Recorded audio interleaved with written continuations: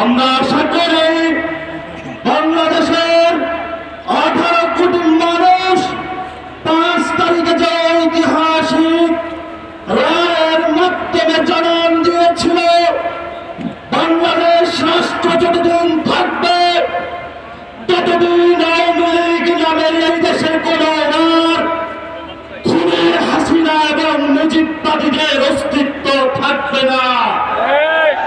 এই বিষয়ে ফয়সালা হয়েছে। এখন আমাদের সামনে এই ফয়সালা ঝুলছে কেন, সেই বিষয়ে আমাদেরকে নজর দিতে হবে। প্রথমত 72 সালে একটি সংবিধান তৈরি করা হয়েছিল, যেই সংবিধানে মুজিববাদী সংবিধানের মধ্য দিয়ে ভারতীয় এক্সটেনশন বাংলাদেশে বিরাজমান করা হয়েছিল। এই সংবিধান যতদিন বাংলাদেশে থাকবে, এই সংবিধান যতদিন বিচারালয়ে থাকবে, এই সংবিধান যতদিন ব্যুরোক্রেসিতে থাকবে, এই সংবিধান যতদিন প্রেসিডেন্ট হাউসে থাকবে, এই সংবিধান যতদিন সভরেন্টি ফোর্সের কাছে থাকবে, ততদিন আওয়ামী লীগ বারবার ফেরত আসার চেষ্টা করবে।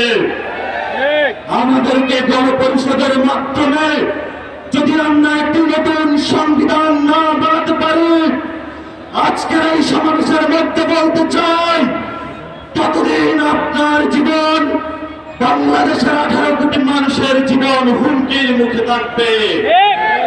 আমরা আমাদের জীবন অতীতে হুমকির মুখে ছিল, আমরা আমাদের ভবিষ্যৎ জীবন কোন হুমকির মুখে রাখতে চাই না। আমরা অবিলম্বে আওয়ামী লীগের সাংগঠনিক কার্যক্রম বাংলাদেশে নিষিদ্ধ চাই। আমরা দেখতে পাচ্ছি ইসির কল কাবজা, কলকাঠি নাড়িয়ে একটি দল নির্বাচনের মাধ্যমে আওয়ামী লীগকে পুনর্বাসন করার প্রচেষ্টা চালাচ্ছে।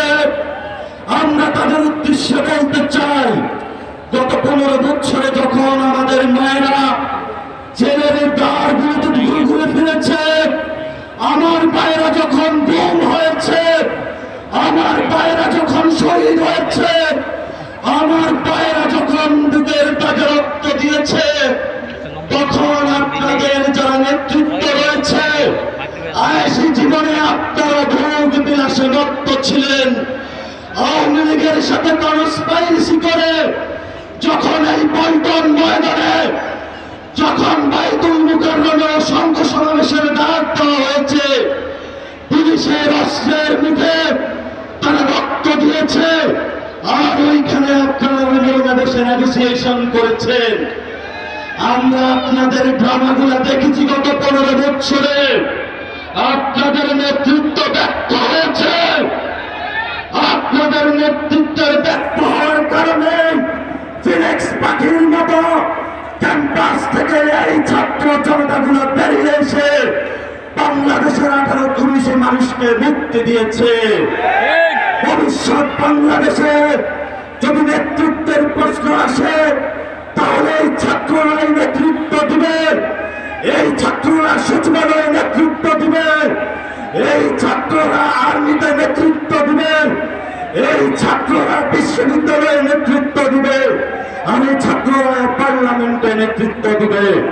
আমরা পার্লামেন্টে যারা গত 15 বছরে টাকার পাহাড় বানিয়েছে, ব্যাংকিং ব্যবসা করেছে, চাঁদাবাজি করেছে নেগোসিয়েশন করে, আমরা ভবিষ্যৎ পার্লামেন্টে আর তাদেরকে দেখতে চাই না। আমরা যারা বুকের তাজা রক্ত জড়িয়েছি, 15 লাখ নেতা কর্মী যারা চা দিয়েছে, তারা ভবিষ্যৎ পার্লামেন্টে যাবে। যারা এখনো বসে বসে হাস্যরসে খিলখিলিয়ে হাসে, কোন দিকে পারে তাদের আপাকে বাংলাদেশে নিয়ে আসার জন্য।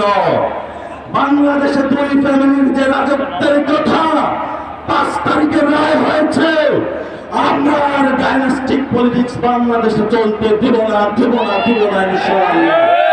বাংলাদেশের আগামী রাজনীতি জনমানুষের রাজনীতি, বাংলাদেশের আগামী রাজনীতি আমাদের মা বোনদের রাজনীতি, বাংলাদেশ আগামী রাজনীতি আর আমাদের রাজনীতি, বাংলাদেশের আগামী রাজনীতি তরুণ যুবক ছাত্র ভাইদের রাজনীতি।